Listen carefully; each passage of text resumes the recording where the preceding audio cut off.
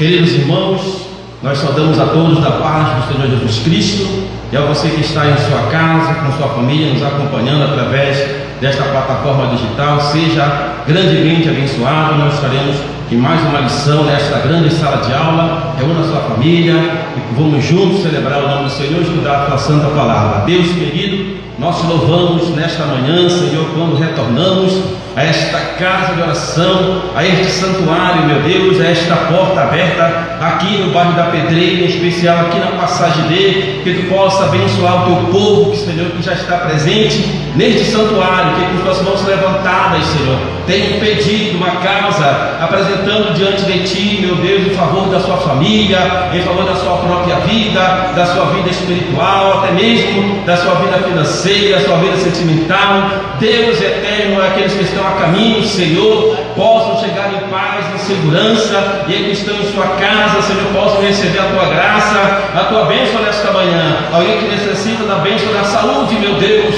que tu possa alcançar nesta manhã, meu Pai.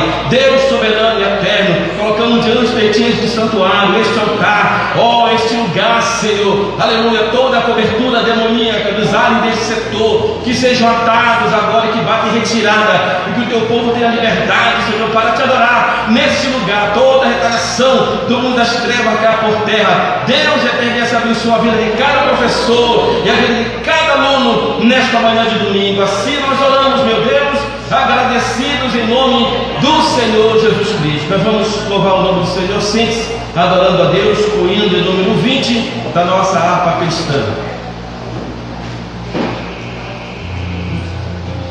Paz, Senhor, para a igreja. Meu Deus, uma manhã de adoração, Deus, né? Aleluia.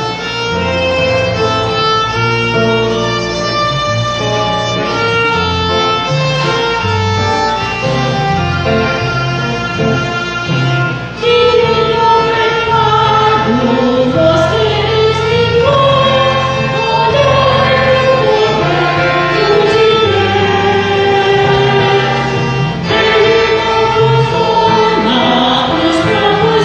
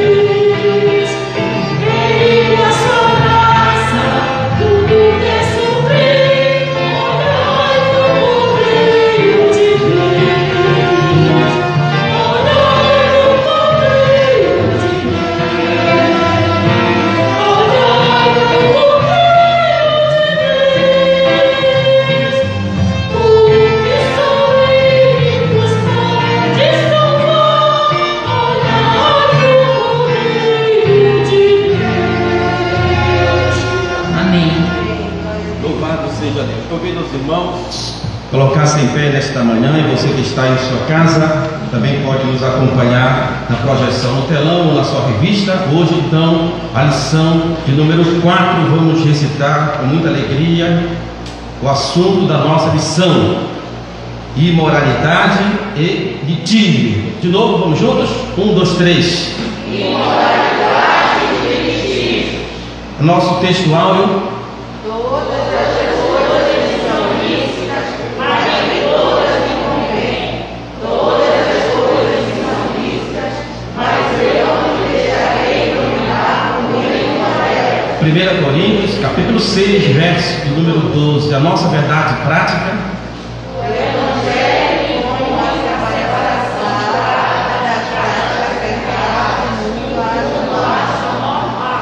e a nossa aplicação pessoal: a Igreja de Cristo na terra não deve ficar afastada dos pecadores, e sim do pecado.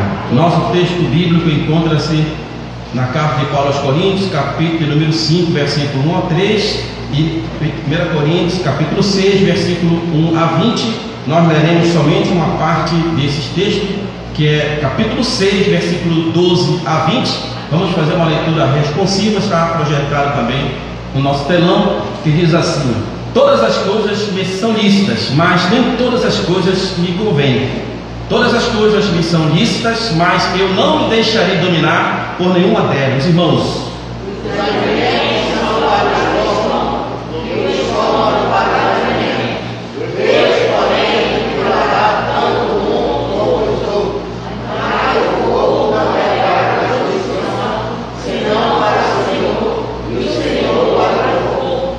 ora, Deus, que também ressuscitou o Senhor, nos ressuscitará a nós pelo seu poder. Não sabeis vós somos no meio de Cristo, tomarei vos de dentro de Cristo, e falarei de dentro de Cristo.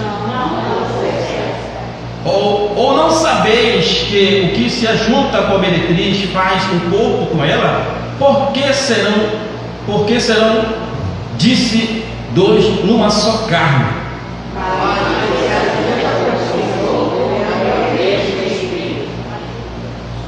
Fugir da prostituição. Todo pecado que o homem comete é fora do corpo, mas o que se prostitui peca contra o seu próprio corpo. Ou não sabeis que o vosso corpo é do Espírito Santo, que habita em vós proveniente de Deus, e que não sois de vós mesmos? Todos, porque foste comprados por bom preço, glorificai, pois, a Deus no vosso corpo e no vosso espírito, os quais pertencem a Deus. Vamos estar orando mais uma vez nesta manhã. Pai querido, nós te louvamos por esta oportunidade, quando juntos, Senhor, retornamos a esta grande sala de aula. Abençoa a vida de cada professor, cada aluno, e que nossas mentes, meu Pai, possam estar prontas para entender essa tua palavra, e nosso coração, meu Pai, aberto para receber a tua voz. Assim oramos, agradecidos, em nome do Senhor Jesus Cristo. Amém. Sente, queridos alunos, nesta manhã então, a lição de número 4, a imoralidade e litígios. Então, hoje vamos estudar o capítulo de número 5 e o capítulo de número 6. A cada domingo, então, vamos avançando nos capítulos da carta de Paulo aos Coríntios. Hoje, sobre esses 3 tópicos: o tópico de número 1, a imoralidade; tópico número 2, associações perigosas; e o tópico número 3, litígios judiciais. Nesta manhã nós vamos dar maior ênfase ao tópico número 3, porque é de grande relevância para o contexto atual. Então nós vamos passar um pouco rápido o tópico 1 e 2, e que nós vamos focar hoje na nossa escola bíblica, o foco principal, onde vamos destacar o tópico número 3, litígios judiciais. Então, a nossa introdução diz assim, que no capítulo 5, a carta em estudo, o apóstolo Paulo alerta a igreja de Corinto sobre a prática da imoralidade no meio dela, e o repreende e recomenda que não tolerem tais práticas reprováveis, até mesmo entre os descrentes, e nem se associem com que os praticam. No capítulo 6, então, Paulo censura os que estavam litigando na justiça comum romana, e ele encerra o capítulo 6 falando que todas as coisas me são lícitas, mas nem todas as coisas me convêm. E ele destaca nos versículos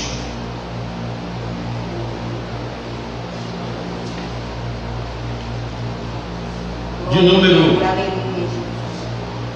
1, diz assim: todas as coisas me são lícitas, mas nem todas as coisas me convêm, mas eu não me deixarei dominar por nenhuma delas. Estou tomando essa última parte: não me deixarei dominar por nenhuma delas. Por que o apóstolo Paulo, então, ele fala isso, que a igreja de Corinto não poderia se deixar dominar pelas práticas que era comum na região de Corinto? E nós trouxemos aqui para os irmãos rapidamente um panorama da igreja de Corinto. Nós já falamos isso na lição passada, mas aqui alguns detalhes da carta de Corinto e por que ele vai tratar sobre esse assunto das práticas da imoralidade que norteava aquela cidade. Então a cidade de Corinto era uma cidade que ela vivia essa realidade imoral, e as pessoas conheciam a questão da prostituição daquela região como as jovens de Corinto. Então era identificação, e esse ato já era comum naquela cidade, e se dizia assim: vamos nos acorintiar. Ou seja, já era prática. A cidade de Corinto tinha esse foco, era conhecida como uma cidade que praticava essas ações, né? E a propósito, tinha uma deusa chamada Afrodite, que era a deusa da fertilidade, que alimentava isso. Então o apóstolo Paulo, como ele tinha a igreja de Corinto como uma igreja que foi criada por ele, era como se fossem os filhos deles. Então ele se preocupou que o que circuncidava aquela cidade, essas influências imorais, não tomasse parte da comunidade da igreja que estava ali. E na lição nós vamos ver que o comentarista ele fala sobre o fermento, as associações que precisam ser deixadas de lado. Ele fala que um pouco de fermento ele pode levedar toda a massa. Então, se deixar que essas situações permanecessem nos rodeados da igreja, poderia influenciar a igreja. E nós vamos ver no contexto que já estava até influenciando. Então, a carta que ele traz como correção. Então, esse trimestre, na verdade, a carta de Paulo aos Coríntios, ele chama para a correção, ele chama a igreja de Corinto para a conversa, para uma conversa ao pé do ouvido. Eu quero que vocês precisam entender que vocês foram chamados para o reino de Deus. Vocês são filhos de Deus. Vocês são o corpo de Cristo, como nós lemos aqui. Então, aqui a carta de Paulo aos Coríntios. Corinto, então, era uma cidade rica, uma cidade portuária e cercada de toda a comercialização. Então, era uma cidade turística. Foi construída pelo Império Romano.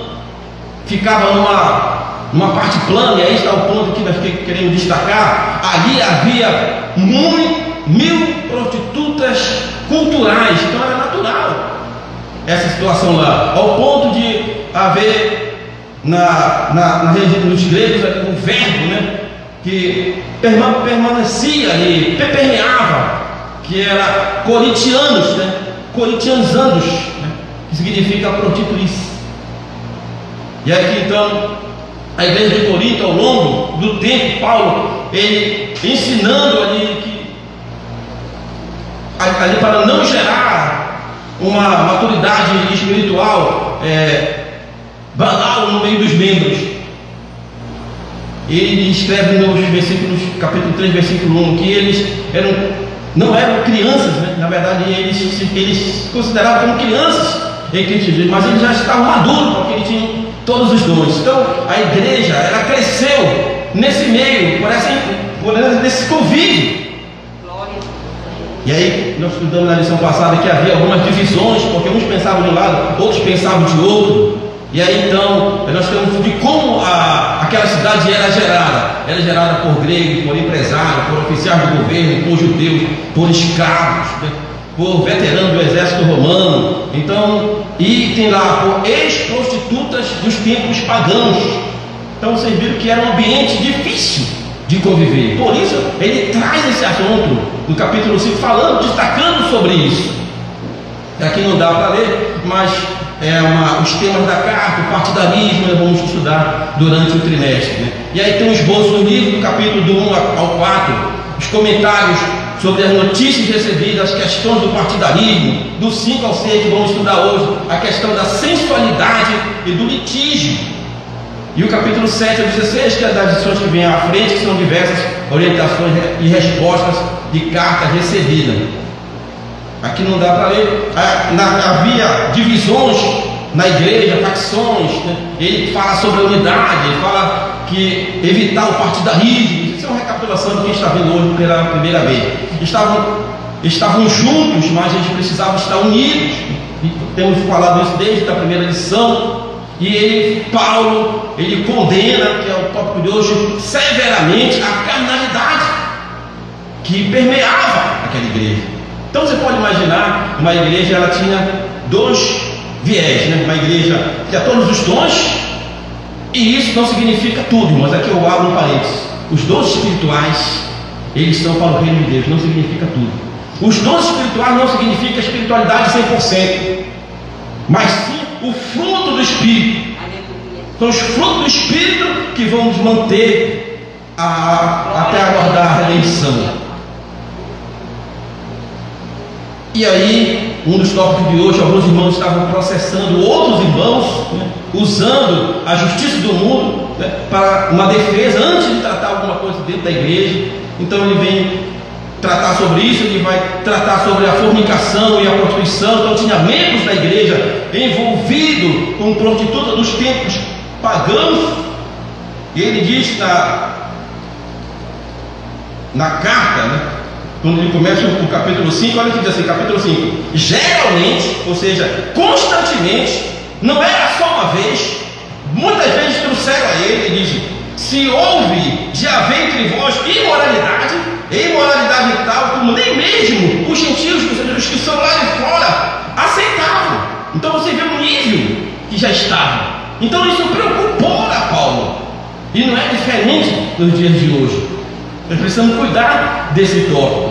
Ali existia também naquela cidade uma filosofia mundana, que o corpo é mau, né? Então o corpo ele faz isso naturalmente, mas ele no capítulo 6 diz: todas as coisas me são lícitas, todas as coisas estão aí, estão livres, ninguém é forçado a nada, são lícitas, mas nem todas as coisas me convêm. E aí ele repete, ratifica: olha, todas as coisas realmente me são lícitas, mas eu não me deixarei dominar por nenhuma delas.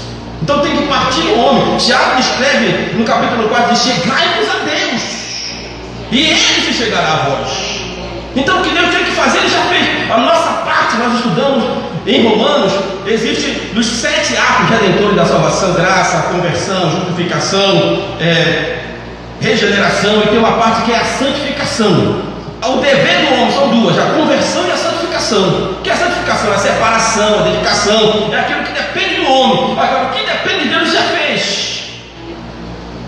Então Paulo vai tratar desse assunto. Então a carne é mal, é verdade, ele vai entender isto. Então é necessário que nós nos aproximemos de Deus. Aí Paulo escreve aos Efésios, capítulo 5, versículo 18, ele diz assim: não vos embriagueis com vinho. Porque o vinho, alegria, prazer, desejo, tudo que a carne quer, tudo que o corpo quer, mas enchei-vos do Espírito. A palavra encher-vos do grego, sabe o que significa dizer? Quem veio quarta-feira: sede enchidos repetidas vezes, quantas vezes for necessário. Aleluia, Deus. De quem? Do Espírito. E aí você vai ser fortalecido dessa armadura de Deus para vencer tudo isso. Então o apóstolo Paulo ele vai trazer, olha, vocês só precisam se consertar, e aqui está o antídoto, aqui está a vacina. Qual é a vacina? Buscar a Deus. Qual é a vacina? Fugir da prostituição. Aleluia. E aí então ele vai tratar desse assunto. Então, para concluir, esta carta nos leva a pensar nos desafios que há de se viver a vida cristã numa cidade grande cosmopolita, por exemplo, adorar vários deuses, uma cidade pagã, aberta a todo tipo de vício, de pecado da carne, onde é difícil você fazer qualquer coisa E os crentes de Corinto tinham dificuldade até de comprar carne, porque você vai ver no estudo que tinha um problema de alimento, como isso, como aquilo. E toda a carta, todas as cartas, no resumo, que Paulo escreve a Romanos, aos Efésios, né, aos Gálatas, ele vai focar Cristo. E nessa carta de Corinto, em que momento Cristo ele é focado no contexto desta carta? É essa, ó. A epístola nos apresenta que o Senhor Jesus é como loucura para alguns, mas sábio que existe. Ele é a nossa sabedoria, Ele é a nossa justiça, Ele é a nossa santificação, Ele é a nossa redenção. 1 Coríntios, né, capítulo 1, versículo de número 30, ele vai dizer por quê que ele escreve essa carta assim: mas vós sois dele, em Cristo Jesus, o qual nos tornou da parte de Deus sabedoria, justiça, justificação e redenção. Para alguns isso é loucura, mas Paulo escreve escolhendo: olha, Jesus Cristo, Ele é a justiça, Ele é a santificação. Aleluia. Vocês fazem parte do corpo dele. Vocês não podem se envolver com o que a cidade apresenta, com os deuses pagãos, com a cultura que os deuses pagãos apresentavam. Então é nesse contexto que o apóstolo Paulo traz isso. E aí, somente o tópico número 1 do item 1, que é a imoralidade, ele fala: é possível que a imoralidade exposta à igreja de Corinto estava sendo tolerada. O termo grego utilizado para fornicação é porneia. Paulo inicia, refere-se a uma relação incestuosa entre um cristão e a sua madrasta. Esse tipo de comportamento era repudiado pelos de fora, pelos romanos, e principalmente pela lei de Moisés, mas estava sendo acolhida por a igreja de Corinto. Então, o povo de Corinto, ele tinha essa situação. No subtópico 1, lá na última parte, diz assim: outro fator que muitos de Corinto abordavam eram os deuses romanos, que era o deus do vinho, Dionísio, né, cujo culto era marcado pela embriaguez e por grandes orgias. Também havia na cidade um templo dedicado à deusa grega da fertilidade, Afrodita, cuja sacerdotisa a cultuava oferecendo serviços sexuais, e no interior do templo. Então Paulo ele se preocupava com isso, e ele deixa registrado então o capítulo de número 6, do versículo de número 15, ele diz desta maneira: não sabeis que o vosso corpo são membros de Cristo, e eu porventura tomaria os membros de Cristo e os faria membro de meretrizes? Absolutamente não. Então, porque era comum a existência ali de prostitutas culturais, o culto aquilo ali. Então por isso ele traz esse assunto. O subtópico número 2 fica como dever de casa. Ele está falando sobre o que é fornicação, o que é o adultério, o que é a prostituição. E ele encerra, o comentarista ele encerra esse foco da imoralidade comparando com o velho fermento. Ou seja, olha o que diz: lançai fora o velho fermento, para que sejais nova massa, como sois de fato, sem fermento, pois também Cristo, nosso Cordeiro Pascal, foi imolado. Então ele vai trazer a comparação com o fermento, né? Um pouco de fermento ele vai levedar toda a massa. Quando você prepara um pão, não coloca o fermento, não vai acontecer nada. Mas se você colocar fermento, o pão vai tufar, né? Todos os ingredientes estão ali, mas o fermento vai fazer a diferença. Então se aquele fermento ruim da imoralidade continuasse na igreja de Corinto, tudo que Paulo tinha feito ia cair por terra. É por isso que ele traz esse assunto à igreja de Corinto. Ele chama a atenção porque ele ama a igreja de Corinto. Ele não podia se calar. E ficou registrado por dia de hoje, e até um alerta para nós. Então, para nós cristãos, lançar fora o fermento simboliza valorizar o sacrifício de Cristo, nosso Cordeiro Pascal, livrar-se dos antigos hábitos pecaminosos e rejeitar os ensinos contrários à palavra de Deus. E nesse tópico, irmãos, nós podemos encerrar quando Jesus teve encontro com Nicodemo. Olha Nicodemo, aquele que nasceu da água, falando da regeneração. Porque alguém só pode deixar o velho homem, a velha roupa, o velho fermento, se ele for regenerado. Se a natureza dele for mudada. Olha Nicodemo, aquele que nascer da água, que é a palavra. Isso você está recebendo nesta manhã, isso que você está bebendo nesta manhã, água da palavra, a palavra de Deus, é do Espírito, não é o pastor, não é a igreja, não é a placa de igreja que vai mudar você, é do Espírito. Aleluia. Não podereis entrar no reino de Deus. Não que a pessoa não vai entrar, mas a condição é essa: ser transformado pela palavra e a ação do Espírito, para que você possa vencer o pecado e viver uma vida santificada em Cristo Jesus. No subtópico número 2, ele fala das associações perigosas, vai falar aos que se prostituem. Diz assim: já em cartas vos escrevi que não vos associeis com os impuros. E aí nós lembramos do Salmo 1, versículo 1, que é que nos retrata, bem conhecido de muitos de nós. Bem-aventurado o homem que não anda segundo o conselho dos ímpios, não se detém no caminho dos pecadores, nem se assenta na roda dos escarnecedores.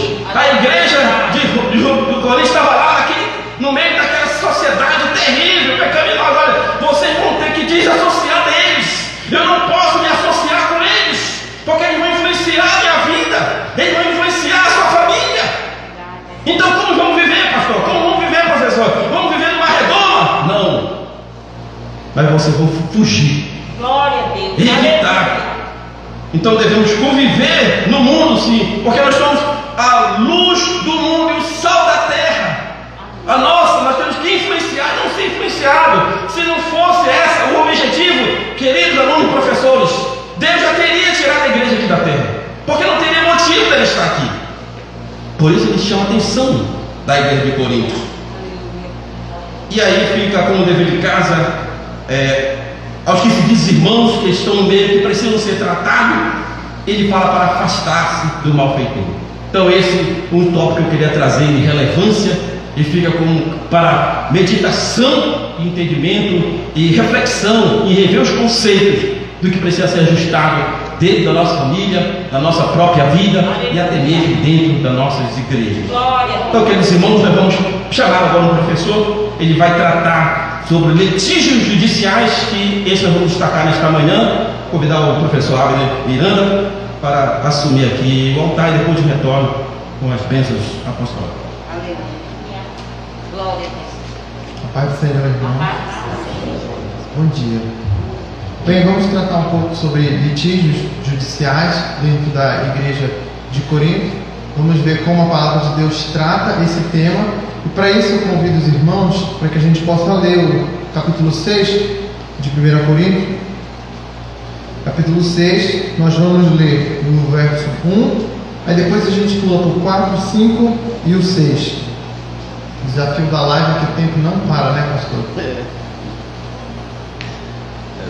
Amém? Diz assim, olha: aventuram-se alguns de vós, tendo questão um contra outro, a submeter a juízo perante os injustos e não perante os santos.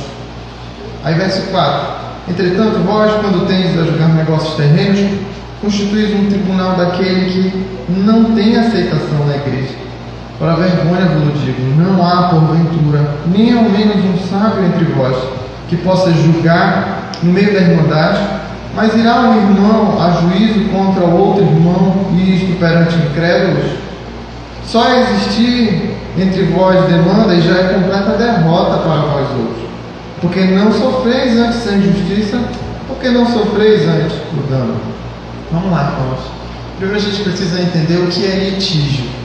A palavra que a lição traz. Litígio nada mais é do que conflito. É porque na área do direito a gente se apropria muito de palavras que derivam do latim e palavras que derivam do grego. E litígio significa conflito. Conflito de interesses. Duas pessoas que pensam de formas distintas a respeito de um mesmo assunto e que por isso chamam o direito para si. Eu tenho direito. E o outro diz, não, eu tenho direito. E daí surge a palavra litígio, que é algo tão recorrente dentro do poder judiciário. E a gente segue, então, com a questão dos litígios dentro da igreja de Corinto, porque isso é um problemão para eles. Como o pastor acabou de falar, a igreja de Corinto, eles estão muito impressionantes, porque eles têm todos os dons, eles são uma igreja atuante e viva, mas uma igreja cheia de problemas. problemas de imoralidade, problemas com carnalidade, problemas com prostituição, e Paulo cita os problemas litigiosos, os problemas judiciais, como mais um dos problemas dos quais eles deveriam se envergonhar, porque envergonham o nome do Senhor. Paulo então está dizendo: a maneira como vocês tratam os conflitos de vocês envergonha o nome do Senhor. E a gente vai entender por quê. Porque ao invés da igreja estar influenciando o mundo, influenciando aquela cultura, era o mundo que estava influenciando a igreja. Por quê? Porque a cultura que eles viviam naquele período era a cultura greco-romana. E os gregos romanos gostavam muito de direito. Eles adoravam, por exemplo, ouvir advogados sustentando teses. E eles gostavam de dizer, assim como o brasileiro gosta de dizer: eu vou te processar, eu vou falar com o meu advogado. É muito comum isso aqui no Brasil. E eles gostavam de fazer. O problema é que crentes estavam tratando de forma carnal com assuntos relacionados à esfera da igreja. Ou seja, o mundo influenciando a igreja. O mundo influenciando de tal forma que agora os irmãos começam a processar um ao outro e levar os casos até o judiciário da época, expondo a igreja ao ridículo. E isso é algo muito preocupante, porque Paulo compreende como errado a forma deles levarem causas relacionadas à igreja entre irmãos para juízes togados. O que é juiz togado? Juiz togados são os juízes constituídos pelo judiciário brasileiro, aqueles que são aprovados em concurso ou que são levados até o desembargo, a segunda instância, por intermédio de indicação. Então a gente vai vendo aqui dentro de 1 Coríntios, no verso 6, alguns princípios de como nós devemos tratar conflitos que podem gerar conflitos judiciais dentro da igreja. Vejam só, irmãos, o primeiro ponto que eu gostaria que os irmãos entendessem é que, ao que parece, aqui em 1 Coríntios capítulo 6, está delimitando as realidades das demandas que devem ser tratadas dentro da igreja a causas cíveis e trabalhistas. Aí alguém me perguntava o que são causas cíveis e trabalhistas. Causas cíveis e trabalhistas é tudo aquilo que, por exemplo, envolve dívidas, envolve contratos, envolve aquele que comprou, mas não pagou. E aqui, precisamente, ao que me parece, fazendo a leitura do texto, é que está excluído demandas criminais. Por quê? Porque aqui são desavenças que acontecem entre os irmãos. Alguém que comprou e não teve condições de pagar, alguém que não cumpriu o contrato, e coisas que vão gerando um desgaste, mas que não necessariamente são assuntos relacionados a crimes. E por quê? E com base em que eu estou falando isso? Porque o próprio apóstolo Paulo, no livro de Romanos, no capítulo 13, no verso 3, nos ensina da seguinte maneira: porque os governantes não podem ser motivo de temor para os que praticam o bem, mas para os que fazem o mal. Não queres sentir-se ameaçado pela autoridade? Faze o bem, e ela o honrará, pois ela serve a Deus para o teu bem. Mas se fizeres o mal, teme, pois não é sem razão que traz a espada. É serva de Deus, agente da justiça, para punir quem pratica o mal. Ou seja, o próprio apóstolo Paulo, que em 1 Coríntios está dizendo: esses problemas vocês resolvem aí dentro, em Romanos, no capítulo 13, está nos afirmando que o Estado tem espada. Só tem um detalhe, irmãos: a espada no período de Paulo não é usada para disciplinar. Chicote é usado para disciplinar. A espada é usada para ferir, para matar, para atacar e se defender. É isso que, por exemplo, legitima ações penais. Por exemplo, a polícia, que dentro de um Estado de direito, não estou falando de legalidade, em confronto com bandidos, acaba matando eles, trocando tiros ali. A briga entre a vida e a morte para estabelecer a paz, ocorre a morte de sujeitos. A palavra de Deus legitima isso em Romanos 13. Por que é importantíssimo frisar? Porque, irmãos, a espada fere quem pratica o mal. Há casos de, por exemplo, violência da mulher, casos em que há abusos contra mulheres, estupros. Esses casos não podem ser resolvidos dentro da igreja, não devem ser resolvidos dentro da igreja, porque para casos como esse, a gente não somente ora, irmão, eu estou orando por você. Para casos como esse, a igreja age, Age para quê? Para que esse malfeitor, para que esse estuprador, para que esse abusador, ele possa ser freado, ele possa ser parado. E uma pessoa que faz isso com uma mulher, ele não vai ser parado com palavras, ele vai ser parado com a espada do Estado.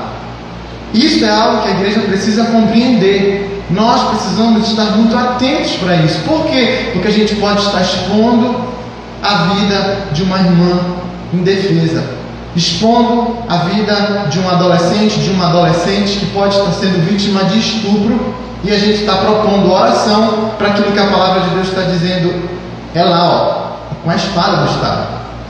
Então dá para compreender, irmãos, que esse primeiro princípio aqui, que causas cíveis, trabalhistas, elas são resolvidas dentro da igreja quando se trata entre irmãos, e causas criminais devem ser resolvidas pelo Estado, pela espada do Estado, tá bom? Até porque, assim, trazendo um pouquinho mais de algo técnico, quando uma pessoa que é vítima de um crime processa a outra, na maioria dos casos, salvo nas ações penais privadas, o titular da ação é o Ministério Público, ou seja, é ele quem está processando, não é nem a pessoa em si, tá bom? Então, nesses casos, a titularidade, quem processa é o Ministério Público. Então, a igreja deve levar. Então, irmãos, denuncie, faça a sua parte, não se cale. Se você vê esse tipo de coisa, ore, entregue a Deus, mas faça a sua parte, senão você está sendo omisso, está sendo conivente com uma realidade brutal que acontece no Brasil, que é a violência contra a mulher, e muitas vezes acontece dentro da igreja.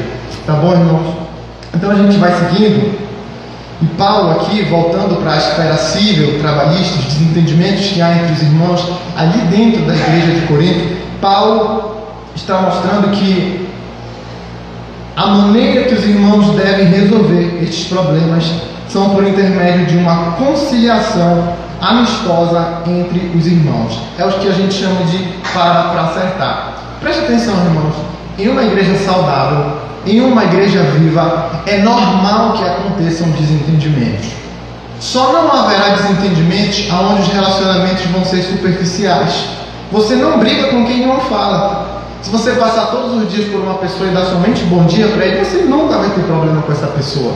Mas tão logo você adentre na convivência com outras pessoas, você vai perceber que as mentes são diferentes, que as pessoas pensam diferente. E todas as vezes que essas desavenças surgirem, é normal parar para acertar. O que não é normal é nós não conseguirmos conciliar essas duas pessoas. Porque se a gente não conseguir conciliar dois irmãos, alguma coisa está errada. Alguma coisa está estranha. Por quê? Porque o cristianismo, vamos assim dizer, é a religião do perdão, irmãos. Então, se nós não conseguirmos compreender a questão do perdão dentro da igreja, tem alguma coisa muito estranha. Ou com você, ou com o cristianismo que lhe foi apresentado. Porque aquilo que o próprio Cristo falou é do coração perdoador.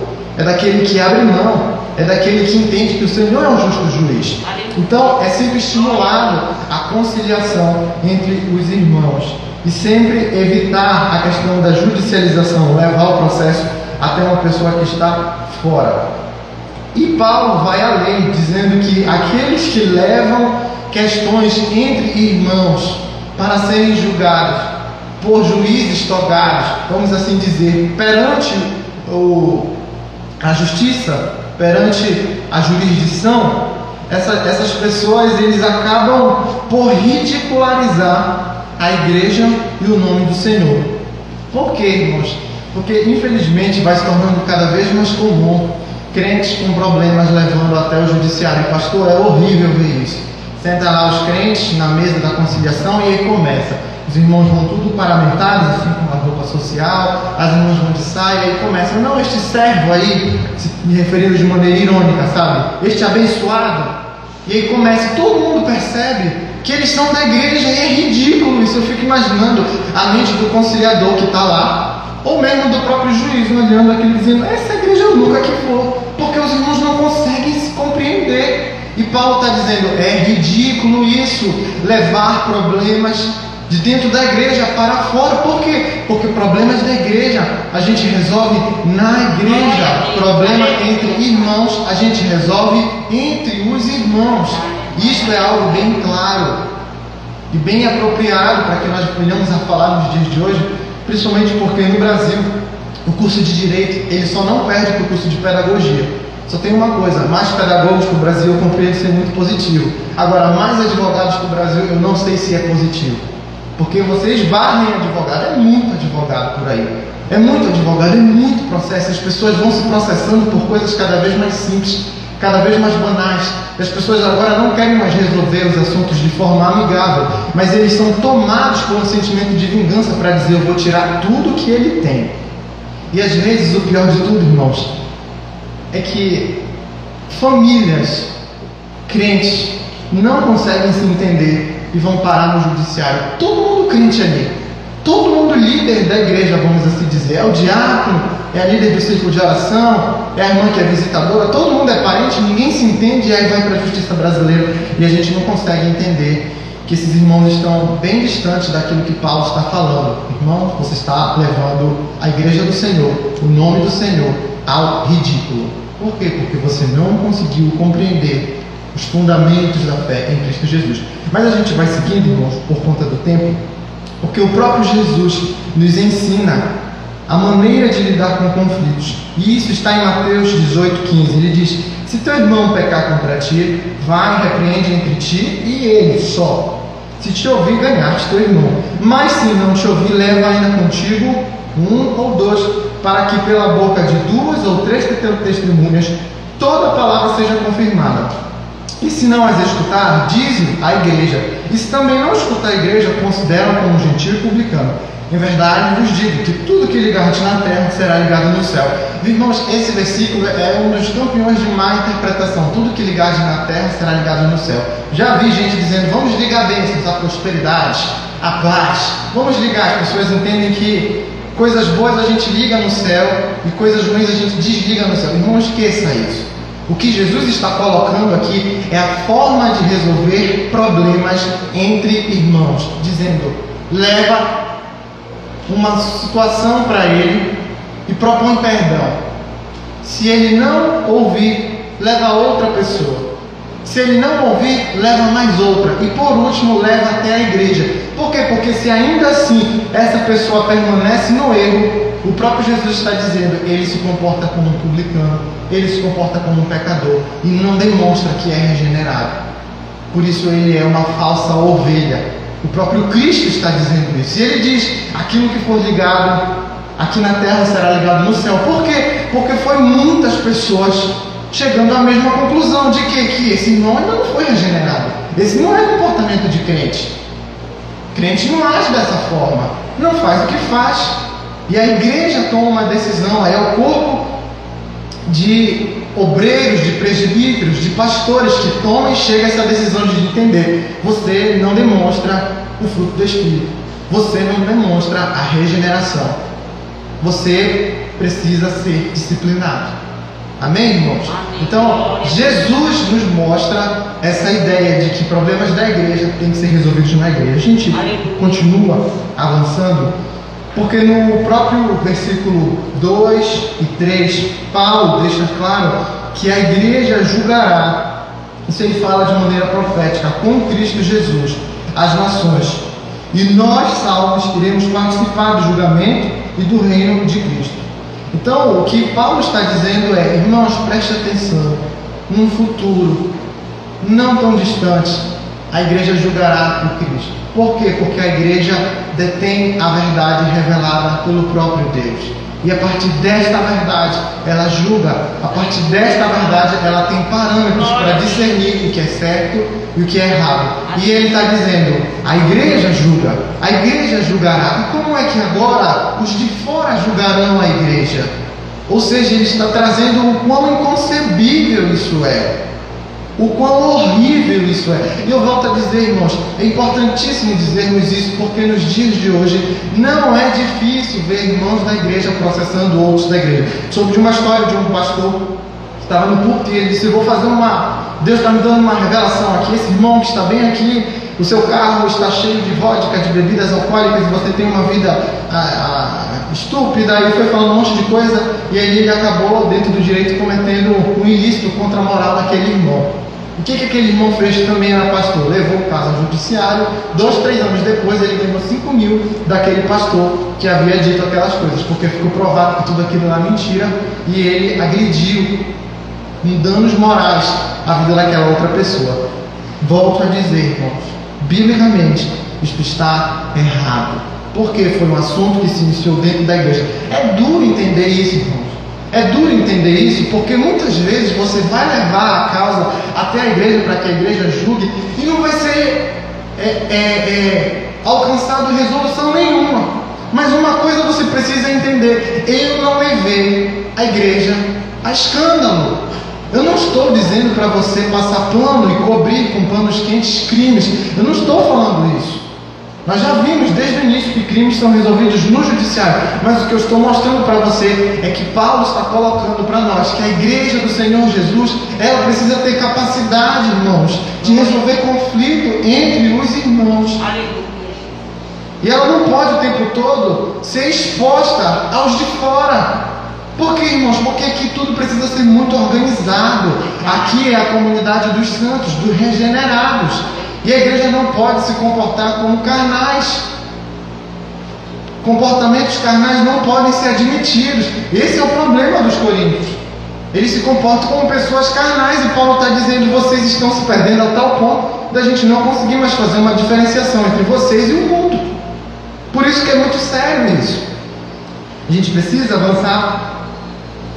E agora nós vamos para o verso 4 e o verso 6.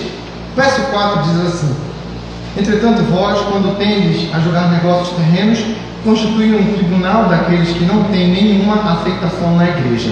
Irmãos, esse versículo ele é bem difícil de ser interpretado. Se você for procurar os teólogos que comentam a respeito, o grego aqui ele é complicado para ser interpretado. O que Paulo quer dizer com isso? Porém, uma das melhores formas de compreendermos esse texto é da seguinte maneira: entretanto, vós, quando tendes de julgar negócios terrenos, constituís um tribunal daqueles que não têm aceitação na igreja. A melhor forma de compreendermos isso aqui, a partir do grego, é fazendo uma pergunta. Paulo está fazendo uma pergunta retórica da seguinte maneira: quando vocês têm problemas, vocês levam esses problemas a irmãos novos na fé? Vocês levam esse problema a irmãos que não têm discernimento? E a resposta é óbvio que não. Por quê? Porque o problema é denso, o problema é complexo, e o homem espiritual discerne as coisas espiritualmente. Aleluia.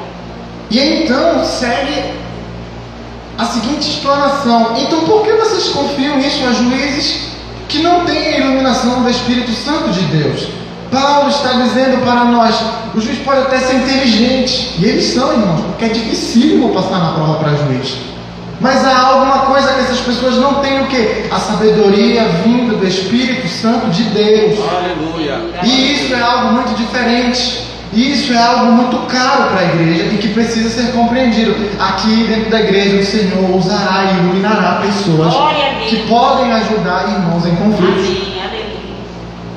E isso é algo bastante bom de lembrarmos, porque não é algo novo. Paulo não está colocando algo novo, mas desde o Antigo Testamento já era assim. Um dia Moisés, assoberbado, ouviu o conselho do seu sogro Jetro, que disse: Moisés, tu está jogando tudo, Moisés. Constitui anciãos, pessoas que sejam idôneas, retas, de bom caráter, de bom testemunho, para que eles julguem grupos de pessoas. 10, de 50, de 100, de 1000, e o que for mais difícil, você julga. E assim Moisés faz. Isso se torna uma cultura entre os judeus. Problemas da igreja a gente julga na igreja. E aí quando chega nos coríntios eles quiserem inovar: não, problema da igreja a gente resolve, sabe onde? No judiciário. Eu vou tirar tudo que tu tem, irmão, para tu aprender a me respeitar. Está confundindo as coisas. Eu vou te tirar dinheiro, tu vai ver só. E é isso que estava acontecendo, essa inversão. E aqui os irmãos, Paulo está propondo para eles que eles deveriam ter nomeado pessoas sábias e capazes para resolver esse assunto. Aqui eu preciso dar um destaque para o líder e para o pastor, da seguinte maneira: irmãos, se você está numa igreja em que você não confia na figura do pastor, em que você não vê na figura do pastor um homem de Deus, um homem reto, uma pessoa que tem domínio da palavra de Deus, para lhe ajudar a chegar a decisões sábias, saia dessa igreja. Saia dessa igreja. Porque Paulo está dizendo: a verdadeira igreja, ela precisa inspirar no crente a confiança para dizer: este é meu líder, este é meu pastor, e ele pode ajudar. É por isso que aqui é um destaque enorme para líderes e principalmente para pastores. É muito grande o fardo, é muito árduo o fardo. Por quê? Porque a eles são confiados essa difícil tarefa de mediar confusões que acontecem na igreja. Por isso que o mínimo que você pode fazer pelo seu pastor e pelo seu líder é orar. E isso é algo muito impressionante, porque eu, no meio dos jovens, muitas vezes eles vêm me perguntar coisas. E eu falo, e às vezes quando eles estão perguntando, eu vejo o Senhor, não sei se eu sei responder isso aí. E eu fico orando: me dá graça, Senhor. Enquanto a pessoa está falando, eu oro: me dá graça, Senhor, me dá inteligência para poder responder isso. Tempos se passam, pastor, tempos se passam, e a pessoa vem conversar comigo, falando: tu lembra daquilo que tu falou assim, assim, assim? Irmão, passou tanta coisa que eu nem lembro. E às vezes eu fico lembrando: meu Deus, quão relevante é as coisas que são ditas por líderes dentro da casa de Deus. Por quê? Porque as pessoas gravam, irmão. Então, se você é líder, se você é pastor, se você exerce algum tipo de liderança na igreja, você precisa compreender que recai sobre você uma responsabilidade imensa. Imensa, e é o que Paulo está dizendo. Na igreja precisa ter gente para ajudar a resolver esses conflitos. Mas uma curiosidade é porque Paulo estimula para que haja uma verdadeira conciliação. Conciliação. Qual é a diferença de conciliação para aquele que é um juiz e dá uma sentença? O juiz, ele impõe a sentença. No direito nós dizemos que a sentença faz lei entre as partes. E aqui, no que se refere a conflitos entre irmãos, líderes, pastores e aqueles que são colocados para mediar o conflito, eles sugerem, eles aconselham. Por quê, irmãos? Porque no final das contas quem precisa tomar a decisão é o próprio crente. Então cuidado, porque às vezes há líderes que querem determinar o que as pessoas devem fazer, e isso biblicamente não se encaixa. Porque Paulo está dizendo que eles que são constituídos para julgar os conflitos entre os irmãos, eles estão mais para árbitros, estão mais para conciliadores. Eles ajudam, eles oram, eles propõem, eles sugerem. E essas pessoas vão tomando a decisão. O tempo passa bem rápido. Mas apesar disso, os coríntios preferem levar os próprios irmãos até a justiça.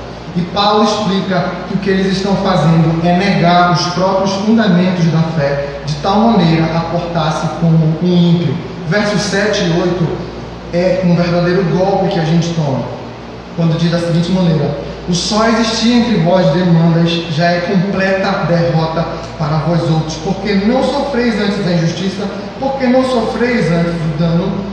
Olha só, o próprio Cristo disse em Lucas 6, 29 e 30: se alguém quiser processá-lo e tirar-lhe a túnica, deixe que leve também a capa. Você precisa compreender, segundo aquilo que o próprio Jesus está falando, que muitas das vezes a gente precisa deixar para lá. Muitas das vezes a gente precisa deixar passar. Por quê? Em prol de um coração perdoador, em prol de um coração que suporta, em prol de um coração que compreende que Deus do céu tudo vê. E Ele abençoa o justo. É a palavra de Deus que nos garante isso. Não é o pastor, mas é a palavra de Deus que nos garante para dizer: Ele abençoa o justo, Ele prospera o caminho do reto. Eu vou dar um exemplo para você, que foi algo muito marcante na minha vida. Faltam 4 minutinhos, irmãos. Foi um exemplo de um empresário que eu e minha família conhecemos, e ele é um irmão, ele é um servo de Deus, ele é um obreiro da casa do Senhor, e esse homem tem muitas posses. E uma dessas posses era um terreno que ele tinha muito grande, uma construção muito grande, em que ele acabou alugando para uma igreja. Só que os irmãos lá, por dificuldade, não conseguiram mais pagar o aluguel e tal, e ele precisava do ambiente para poder tocar os negócios dele lá. E ele chegou para o pastor e disse: pastor, eu preciso do local, eu preciso que vocês procurem outro local. E esses irmãos começaram a orar: Senhor, a gente não tem para ir, e a obra não pode fechar. E não dava certo, até que o irmão foi sondar e ele descobriu o quê? Que a igreja orava muito para que eles não pudessem ficar sem o local, porque se eles ficassem sem o local, eles não iriam mais congregar. Sabe o que ele fez, irmãos? Eu não posso contender com a obra de Deus. Aleluia. Humanamente, ele fez o que não se faz. Ele perdeu um valor relevante, porque o terreno é grande, é bem localizado, é uma construção, mas ele entendeu que muitas das vezes no reino de Deus a gente precisa deixar passar, irmãos. Por quê? Porque o nosso coração não está pegado a bens materiais. E as causas cíveis, trabalhistas, elas sempre desembocam num lugar comum, o quê? Dinheiro, irmãos.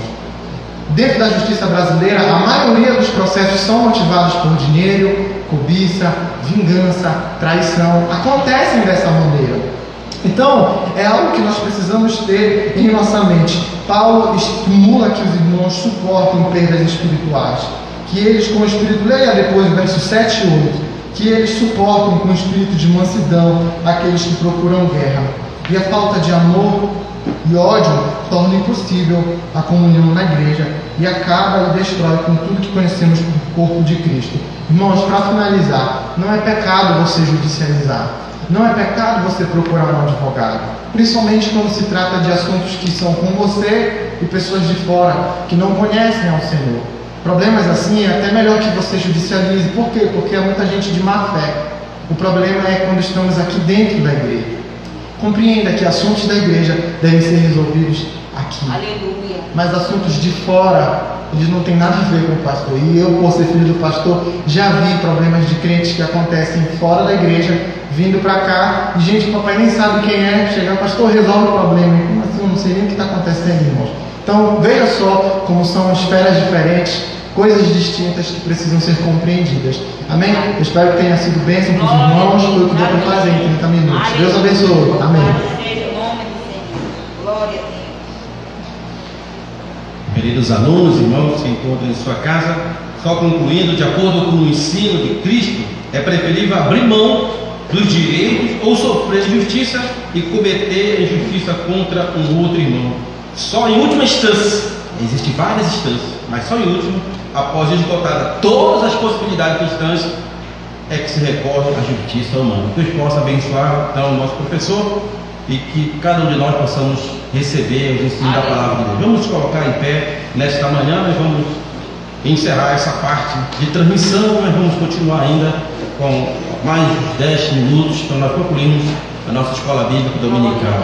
Levante a palma de suas mãos aos céus, receba a bênção de Deus. Nós vamos estar orando, você que está em sua casa.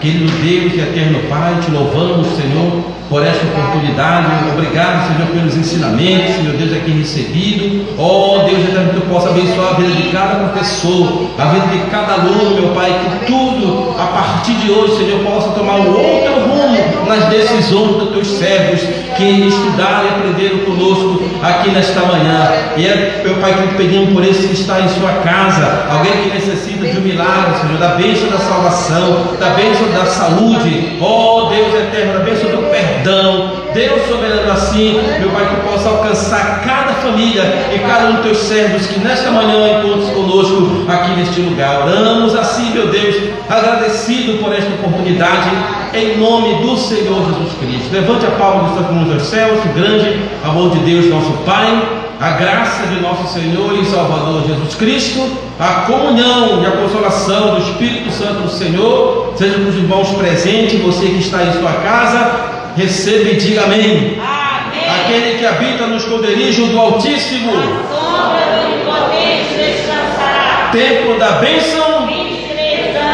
meus filhos e meus netos terão a mesma fé que eu tenho e servirão a Deus com alegria na Assembleia de Deus.